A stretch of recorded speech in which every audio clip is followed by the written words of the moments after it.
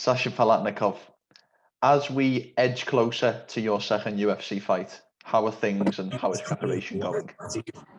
Everything is going perfect. Last fight, if most people are aware, I had COVID and took the fight on 2.5 weeks notice. So preparations for that obviously were not ideal. But in this situation now for the second fight, I've had a great amount of time not only to recover from the last fight, but get back into the groove, get myself not only in better shape, but working on things that I've been wanting to work on. And yeah, I mean, when that phone call came, I was, didn't even have to question it. I was anticipating when that call would come. And finally, when it did come, I was like, let's go. And I'm feeling in the best shape of my life. I'm feeling strong, fast.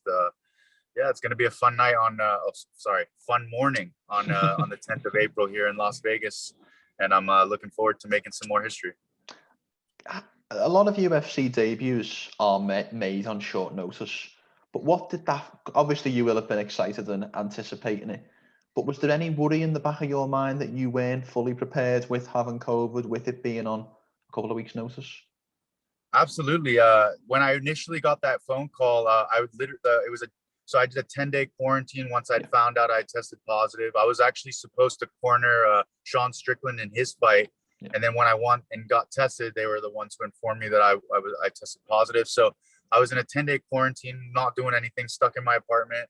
And then the day after I got out of quarantine is when I got that phone call for the UFC. So, of course, I was excited, surprised, all those kind of emotions came up. But at the same time, I was like, all right, let's jump on and let's get it. So I went and hit pads the same night that I got the call. And I could barely go around. I couldn't catch my breath, and I felt super out of shape. And it was a strange feeling for me because usually I'm in pretty good shape year round. And so there was that like doubt in my mind. And then, every day that I trained, it slightly got better, but I was still not feeling like myself. And then that was a Tuesday, I believe. And then on Saturday, my strength and conditioning coach, Lorenzo Pavlica with Primetime Performance, took me up to a place called Potosi Mountain. It's at like 6,000 feet altitude. It was piss and snow. It was just it was like something out of a Rocky movie. I ran 10K up there, and all of a sudden when I came back to training on Monday, my lungs just kind of felt a lot better and cleaner and clearer. And he'd been, specifying how getting up in that altitude is going to help clear out your lungs. And I said it in my press conference, my interview after the fight, and I think it was a big part of it. And now for this fight, I'm in the mountains like every week.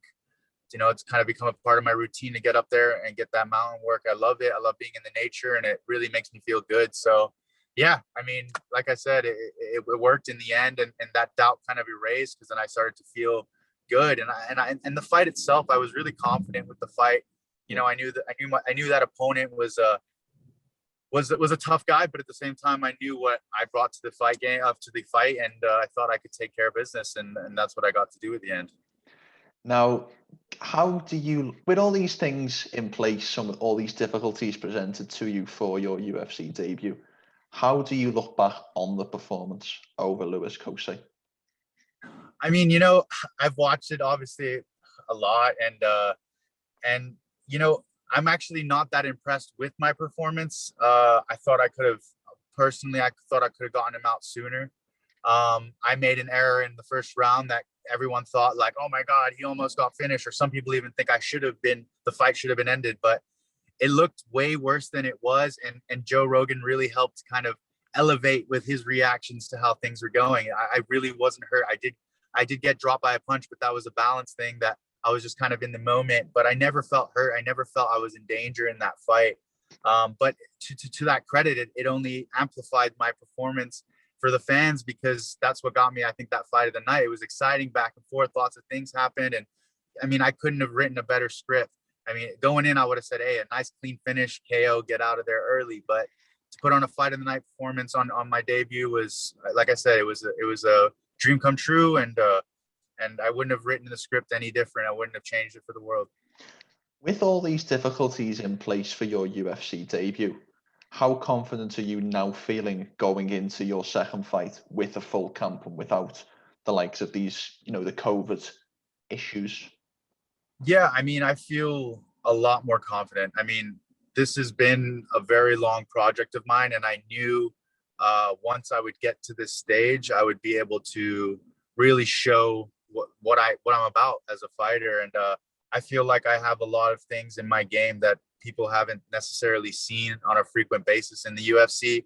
So it's just one of those things that it was just a pre-planned thing. And once I got there, I'm like, now I can really, I guess, ruffle my feathers, peacock and do my thing. And a lot of my fights leading up, I mean, my whole career, I never had any support. I never had any management until I fought in Abu Dhabi at the end of last year. I was always the B side. I was always trying to find a fight. I would take fights on 5-day notice. I would just do whatever I could to compete because I wanted to pursue this career.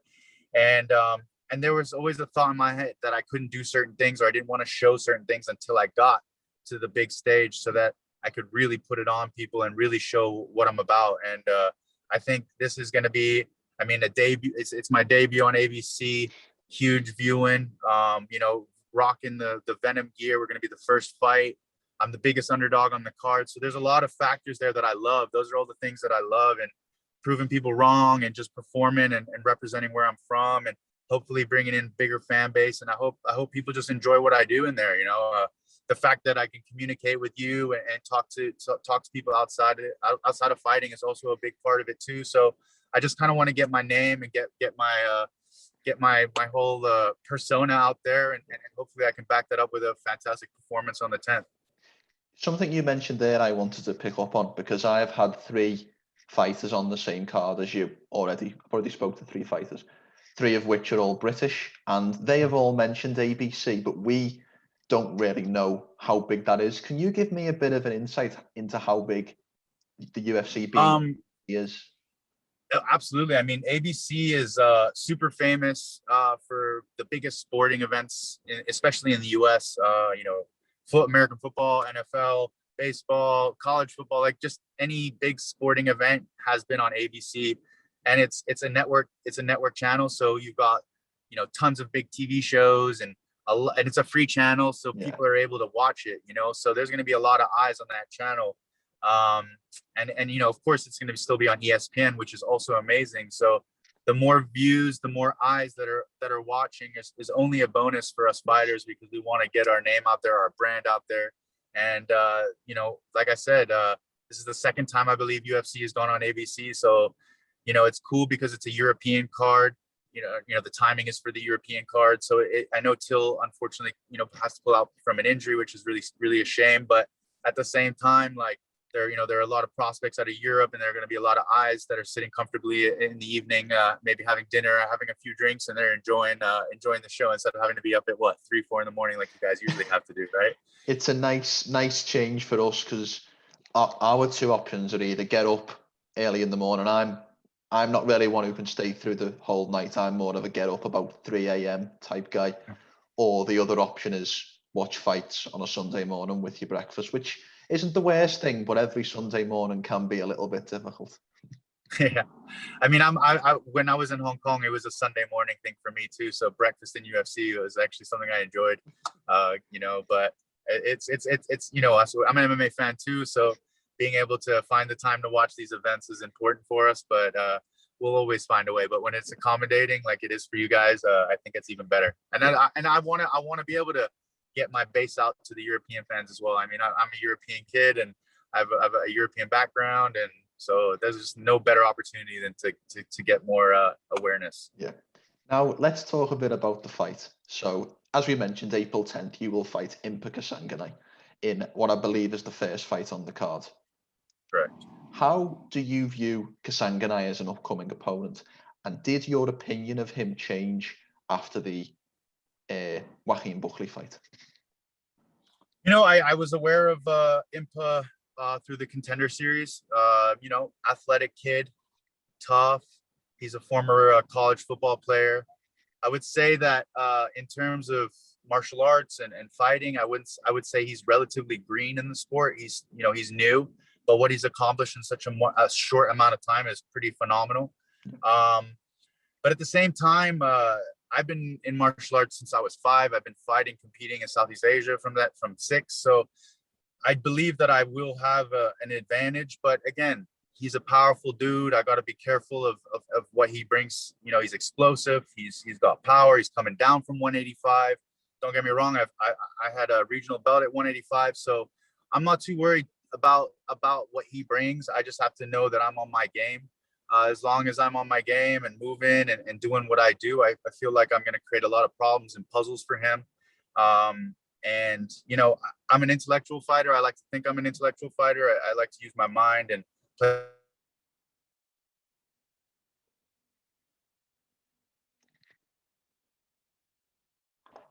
So a slight little technical difficulty, but we were talking about the upcoming Kasanganay fight. Absolutely. So yeah, basically, yeah, from what I've seen of him and what I kind of expect to see when we fight is, again, explosive, dangerous guy, good conditioning. He's going to come forward, and put pressure. I expect him to put pressure. And again, coming off of such a highlight reel knockout, I expect him just to want to get back in the win column. He's changed camps, he's changed weight classes, so he's made a lot of changes in his career. So I'm happy to welcome him and kind of give him that welcome that he wants to get. So, like I said, I play chess, and a lot of these guys, I believe, are playing checkers. And that's kind of the mentality that I have in this game. I see a lot of holes. I see a lot of things in his game that I can capitalize on, and I intend to do that on the 10th. Are you surprised you are such a heavy underdog, with you saying about you being in martial arts for such a long time? Yeah, I mean, I don't know who works at the betting lines. I'm going to call them out afterwards. Maybe I can take their job, but I'm not sure why they keep putting me that way, but it's okay. My people are going to win money. I'm going to win money. So at the end of the day, it doesn't bother me. It's just a number that some guy who probably has never fought in his life decides to make. They don't know much about me. Still don't. They think, you know, I was supposed to lose my debut. I was the B-side as usual. Guy from Hong Kong. Don't know what they think of me. I don't really care. All I got to do is just keep proving them wrong, and we'll go from there. Yeah, you know? 100%. And something you mentioned I wanted to pick up on. So this fight, as we mentioned, is on a UK time to accommodate what should have been an all-European main event. So you will fight at around 9 a.m. Las Vegas time. How difficult is that going to be for you as a fighter? You know what? Like, when I found out that was the case, I every morning at 5:30, making sure I'm getting everything I need to get done, to make sure that my body is primed. I'm a morning guy. I love training early in the morning anyway, as is. And there's no better. I mean, I've been in tons of places where I've co-mained and main evented and had to just sit and wait all night until 10 p.m. And, you know, sometimes that's the worst part of fighting, is having to wait. So I think it's actually a blessing in disguise that I get to wake up early in the morning, you know, have a little something to eat, and then next thing you know, I'm going to be in the cage, you know, and that's, I think, a pretty cool thing. Something that is not very common that I've had to do, but at the same time, you got to make adjustments, and this is a sport that's perfectly a good example of that. If you're going to make adjustments on the fly, and especially, again, I'm a cerebral guy. I think I'm intelligent, and these are things that I think about. So if I'm making sure that I'm 100% as prepared as can be going in, then I got nothing to worry about once I'm in there. Out of interest, what's the earliest that you have fought in terms of the country's time zone that you were fighting in? Oh, so I've fought 8 times as a professional, and I believe 6 or 7 of those have been in a different city, every single one. So I made my debut in Miami. I fought in Hong Kong. I fought in mainland China. I fought in Korea twice. I fought in Abu Dhabi. I fought in Dubai. I fought in Las Vegas. So, you know, that's always been like a huge, I guess, turn on for me, is that ability to travel and see the world, different cultures. And again, like, that's just been such a huge, you know, bonus is going to see these places that I wouldn't necessarily get the opportunity to see if I was, you know, a regional fighter who just fought all of his fights in, you know, say California or, you know, stuff like that. So that's something, as an international guy, especially in Hong Kong, because in Hong Kong, we don't have a lot of local shows. I was fortunate enough to be on a local show and fight in front of my fans, in front of my people. But, you know, that's not a very common thing. You know, if there was a time where I become a big enough star to bring a UFC out there, it'd be amazing. But as of I'm just taking it in my stride. And like I said, fighting now 2 times in a row in Vegas, which is now my home. And who knows, soon, hopefully I'll get to be fighting in front of a crowd in maybe another state or maybe another country. Who knows? We just got to see how the world opens up. Yeah. And as you mentioned then, you are the first fighter in the UFC from Hong Kong. I presume you will have been asked this quite a few times, but how proud does that make you feel to represent your country? It's huge. It's one of the biggest accomplishments, I think, anyone in Hong Kong in athletics, to be able to represent not only a city that, I was born and raised. I've represented Hong Kong in rugby. I've represented Hong Kong in basketball, and martial arts and MMA has now become such a huge worldwide sport. And to be able to be that individual, I've always been a team sport guy until I got in, started to really pursue my MMA career. So to be able to have a lot of support and have a lot of people just backing me, even from when I started my career, it's awesome. And like I said, like it doesn't give me any added pressure. It just makes it that much sweeter. I know what I have to do, and all the work that I put in outside of the fights itself, the training camps, I'm always training. That's the thing. People don't understand. This is a year-long job, because like you said, they could call you at any moment, and you just got to make sure you're ready. And there's nothing, trust me, I've been in situations where I've needed surgery, sitting on a couch. I get a phone call on 5 days notice, and I'm flying on a plane to frickin' Abu Dhabi to fight. Sometimes, in my mind, you feel like you're $1 million, but you have to make sure your body is prepared. You have to make sure you're physically on it. And I fought Munir Lazez, and, that's a guy I know I can beat 9 times out of 10. But that day I came in, and that was something I look back on hindsight and said, wow, like that's something that I can't do. I can't just jump off a couch and fight a guy. Don't get me wrong, I'm not taking anything away from him. He's a phenomenal fighter. But at the same time, if I'm not at my prime, or if I'm not where I need to be, then I can't take those risks. So that's why I'm so big on my recovery. I'm so big on my training, how I eat, and it shows. Ever since my surgery last year, my body, everything is just kind of taken to a next level. And I'm just super appreciative of the people I have in my corner and in my team that are helping me get better every day. Is there an up-and-comer from Hong Kong that you are aware about that people should keep their eye on that could perhaps be the second UFC fighter from Hong Kong? Absolutely. So there's 2.